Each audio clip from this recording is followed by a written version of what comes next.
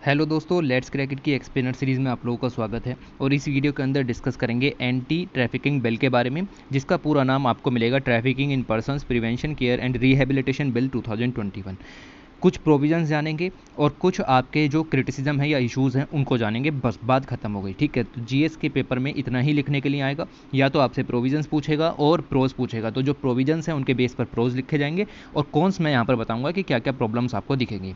ठीक है, तो वीडियो स्टार्ट करते हैं और देखते हैं कि क्या क्या चीज़ें हमारे काम की हो जाती हैं। तो मैं बात कर रहा हूँ trafficking in person prevention care and rehabilitation bill 2021, जो कि आपका जो मानसून सेशन स्टार्ट होने वाला है वहाँ पार्लियामेंट में टेबल किया जा सकता है। ठीक है, तो इस बिल के पहले हम सर्टेन फीचर्स देखते हैं। इस बिल को वेलकम क्यों किया जा रहा है, क्यों इस बिल की खासियत क्या है। तो बिल के अंदर देखिए, बिल ये कहता है, बिल का एम देखिए, the bill is aimed at preventing and countering trafficking in persons.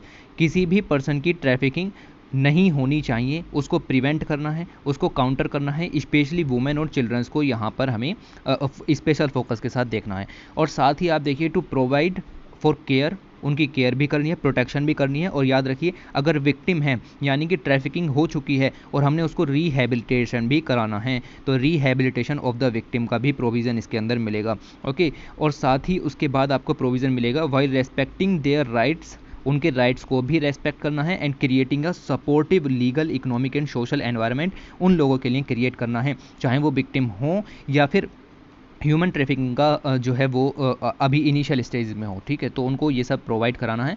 And also to ensure prosecution of the offenders, और जो भी जिन लोगों ने भी ये ट्रैफिकिंग का काम किया है उनके ऊपर यहाँ पर जो सज़ा है वो भी उनको मिलनी चाहिए। और राइट, तो इस तरीके की इसकी डेफिनेशन मिलेगी। बिल का एम आपको समझ में आना चाहिए। दूसरी चीज़ अगर हम बात देखें तो एक होती है national investigation agency, NIA। National investigation agency को ये काम यहाँ पर दिया गया है कि वो नेशनल इन्वेस्टिगेशन करेगी और as a coordinating agency work करेगी in for the responsible for prevention and combating of trafficking in persons and other offences under this act. इस एक्ट के तहत नेशनल इन्वेस्टिगेशन एजेंसी को ये काम दिया गया है कि नेशनल लेवल पर आपकी जितने भी तरीके के केसेस यहाँ पर सामने आ रहे हैं ट्रैफिकिंग के, उन सबको प्रिवेंशन करना है, उन सब से लड़ना आपका काम बनेगा। ठीक है, तो इसका दूसरा काम आप यहाँ पर देखिए, for investigation and prosecution and coordinating the case of the trafficking of a person of such cases. तो ये चीज़ आपको यहाँ पर समझनी है कि नोडल एजेंसी किसको बनाया गया है, तो नेशनल इन्वेस्टिगेशन एजेंसी को नोडल एजेंसी बनाया गया है। उसके बाद आप देखेंगे कि तीसरा जो प्रोविज़न आपको मिलेगा, द बिल, जिसको TIP बिल भी कहा जाता है, इसका सबसे बड़ा फ़ायदा ये है कि ये जो आपका बिल तैयार किया गया है, ये तैयार किया है जो हमें फीडबैक मिले या क्रिटिसिज्म मिले ministry of women and child development की वेबसाइट पर 2018 के हिसाब से। कहने का मतलब ये है कि 2018 से पहले अलग अलग लोगों ने जो यहाँ पर अपने इश्यूज़ भेजे मिनिस्ट्री को, उसके बेस पर ये बिल यहाँ पर तैयार किया गया है। तो जो लोग हैं, जो पीपल हैं, जो सिटीजन्स हैं, उनकी नीड के हिसाब से यहाँ पर जो बिल है ये तैयार किया गया है। इससे अच्छा प्रोविज़न किसी बिल में नहीं हो सकता। बात समझ में आई आपको? तो पीपल्स पार्टिसिपेशन या फिर पीपल जो लेड यहाँ पर आपको बिल देखने के लिए मिलेगा, पीपल बैक्ड बिल देखने के लिए मिलेगा। राइट, उसके बाद आपको यहाँ पर मिलेगा चौथा प्रोविज़न कि बिल ने डिफाइन किया है ह्यूमन ट्रैफिकिंग को। ह्यूमन ट्रैफिकिंग को बिल ने डिफाइन किया है एज अ ऑर्गेनाइज्ड क्राइम। याद रखिएगा, इन ऑर्गेनाइज्ड नहीं, आपका ऑर्गेनाइज्ड क्राइम यहाँ पर इसको दिखाया गया है विद इंटरनेशनल इम्प्लीकेशन। कहने का मतलब ये है कि अगर ह्यूमन ट्रैफिकिंग होती है तो वो ऑर्गेनाइज्ड क्राइम है और उसके जो इम्प्लीकेशंस होंगे, उसके जो परिणाम होंगे वो इंटरनेशनल होंगे। ठीक है, अंतर्राष्ट्रीय स्तर के परिणाम उसके देखने के लिए मिलेंगे। क्यों? क्योंकि ट्रेड इंटर स्टेट भी हो सकता है और इंटरनेशनल भी हो सकता है। और ठीक है, तो ये चीज़ आपको यहाँ पर समझनी है। दूसरी चीज़ यहाँ पर आपको मिलेगी, पांचवा प्रोविज़न की right of survivors to rehabilitation and compensation independent of criminal proceedings. इस चीज़ को भी हमने बिल के अंदर ऐड किया है। मतलब जितने भी लोग हैं जो विक्टिम रह चुके हैं, उनके रिहेबिलिटेशन के लिए अच्छा बंदोबस्त यहाँ पर किया गया। जो भी सर्वाइवर्स हैं उनको उनके राइट मिलने चाहिए, उसके लिए अच्छा बंदोबस्त किया गया है। साथ ही उनको कंपनसेशन भी मिलेगी और साथ ही क्रिमिनल प्रोसीडिंग के हिसाब से जो भी उनको कंपनसेशन मिलनी चाहिए वो भी उनको अवेलेबल कराई जाएगी। ये सभी राइट इनको प्रदान किए गए हैं। ओके, तो ये 5 प्रोविजंस आपको याद रखने हैं, बहुत हैं। ठीक है, और राइट, अब उसके बाद चलते हैं कि इसके अंदर क्या क्या आपको इश्यूज़ देखने के लिए मिलेंगे। तो सबसे पहली बात करते हैं आपकी पहला इशू जो यहाँ पर आ जाता है कि ये जो बिल है आपका, जो कि ministry of women and child development की वेबसाइट पर पड़ा हुआ है, इसके अंदर मैंने अभी बताया कि NIA नेशनल इन्वेस्टिगेशन एजेंसी को नोडल एजेंसी बनाया गया है, जो कि आपकी इन्फॉर्मेशन गैदर करेगी और इंटेलिजेंस गैदर करेगी। अब एक चीज़ आपको यहाँ पर समझनी है कि एक होती हैं anti human trafficking units, AHTUs, जो कि इंटर स्टेट प्रोब करती हैं in the cases of human trafficking and allocate budget to them. तो ये जो आपकी एंटी ह्यूमन ट्रैफिकिंग यूनिट है स्टेट लेवल पर जो यहाँ पर वर्क कर रही हैं, या फिर डिस्ट्रिक्ट लेवल पर जो यहाँ पर वर्क कर रही हैं, उनसे डाटा को किस तरीके से कलेक्ट किया जाएगा by the nodal agency national investigation agency.